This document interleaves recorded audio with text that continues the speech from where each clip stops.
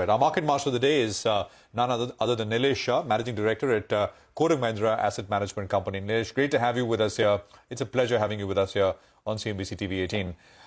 Nilesh, I remember you as a bond market veteran as well. I mean, what we saw over the last 3-4 days out of the UK, just amazing stuff, right? As an observer, I mean, not in terms so much as implication or anything, but just amazing last 3-4 days. Any thoughts? So as Lawrence Summers wrongly put it, UK is behaving like an emerging economy. I would like to correct him, and I will say UK is behaving like a developed country. Their behavior cannot be attributed to emerging market economies whose currencies have remained strong, whose fiscal position has remained better, whose inflation is lower than American inflation. So sorry, Mr. Summers, you need to be corrected.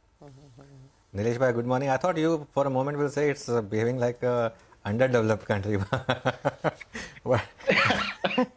Okay. No, okay. Anyway, but you know, India has been quite resilient, Nilesh, and you know, yes, in the last few days we have participated on the way down, but even then, you know, point to point, there's still outperformance, right? And the US market is at 52-week low, a couple of other markets at 52-week low, and we are actually at this point still closer to 52-week highs than lows.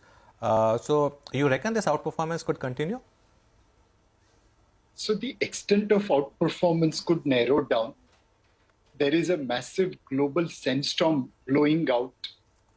We are like an oasis in the desert. But if sandstorm passes through us, some sand will be deposited. So I do believe India is in a better shape vis-a-vis others.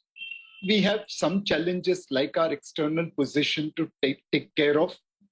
But once the sandstorm is over, people see that India is truly an oasis in the desert. Nilesh, hi, good morning. I remember when we chatted in the month of August, you had said that, you know, the global slowdown is exacerbating and perhaps the markets need to pause a bit. Since then, the market has taken a turn for the worse. I mean, we're off about 7-8% from the highs. Do you think it could get worse before it gets better? And if it does, what should the best strategy be for investors? Continue putting in money in every dip, or just keep powder dry for a bit? You may get a better opportunity perhaps over the next few months. So Sonia, I know the beginning of the movie and end of the movie.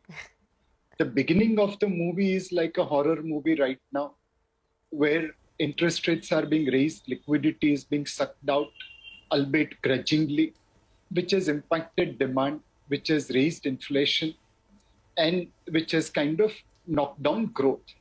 And that's reflected in both debt and equity market globally. I know the horror movie, if it wants happy ending, we will require central bankers to go back to providing liquidity, cutting interest rates, and supporting growth. Now, in United Kingdom, Bank of England on one side was raising rates. On the other side, it intervened in the market to provide support to the falling gilt prices and in turn provided liquidity. Probably that's the reason why stock markets are up, because markets are expecting that central bankers will walk left and talk right. Now, I don't know when the intermission will begin and when the central bankers will switch the role. Will it be like Bank of England, or will it be someone else? So clearly, we are at a stage where there will be volatility in the market in both the direction, up as well as down. If yesterday afternoon you had asked me what will be my view on the market, 99% I would have said I don't know, but 1% I would have betted that it will go down. And today it is up because of Bank of England action. So the best thing for investor will be to buy on dips. We are indeed an expensive market vis-a-vis peers on a 1-year valuation. And we are indeed a cheap market vis-a-vis peers on a 5-year valuation. So be a long-term investor. Use this correction as an opportunity to build your portfolio, albeit with a longer-term horizon. Well put, and nice movie references, Nilesh.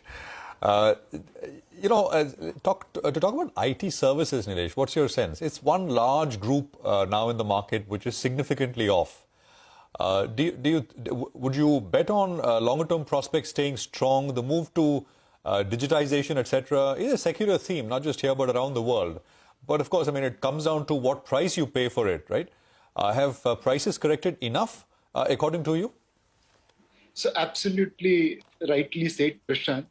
The prices have to reflect fundamentals. And with the benefit of hindsight, we can say that especially small and mid-cap IT companies' prices had run up way ahead of fundamentals. Now those corrections are happening. We believe over next 3 to 6 months is accumulation time for IT sector. The margin pressure on them because of salary increases will get reduced significantly. We have started seeing companies talking about moonlighting, bringing workers from home to office. This would not have been possible if they were sure that the pressure on salaries and wages or the employment will be reduced. Second, rupee depreciation will marginally benefit them. There's no direct correlation between rupee and IT companies' margin, but there is always some marginal benefit here and there. And the third thing, as prices starts reflecting about 8 to 10% revenue growth, I think IT sector will be worth investing into. Sector which is running away right now, specialty chemicals. Just look at some of these names that Nimesh mentioned in standout. Both Tata Chemicals and SRF are up 3 to 4%. So big moves happening in this space. Nilesh, this is a space which has made so much money for investors, right? And at every level, I've asked this question that is the structural story still intact? You have been an early investor in some of your schemes in some of these specialty chemical names. But you tell us, is this a structural bull market that will continue? So, Anuj bhai, we have been lucky enough to identify chemical sector when it was just turning around. And we still believe there is a miles to go in this journey.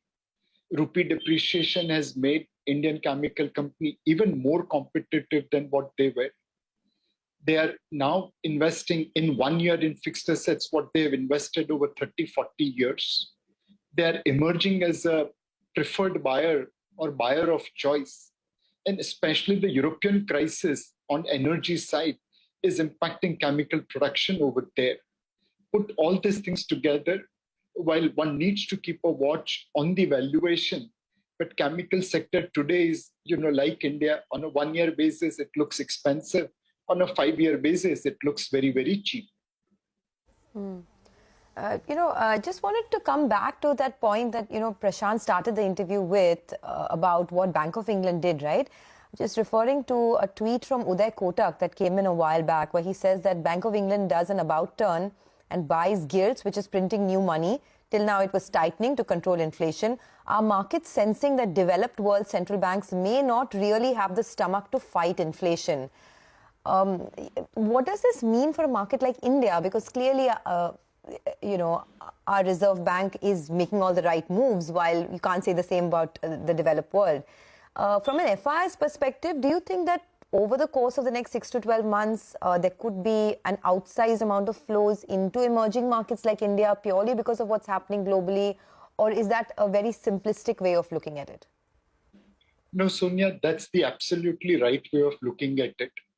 India today reminds me of a Super Reen advertisement. Meri kameez, iski kameez se safed kaise tie. The world is wearing black shirt. Our grey shirt is looking far more whiter than before.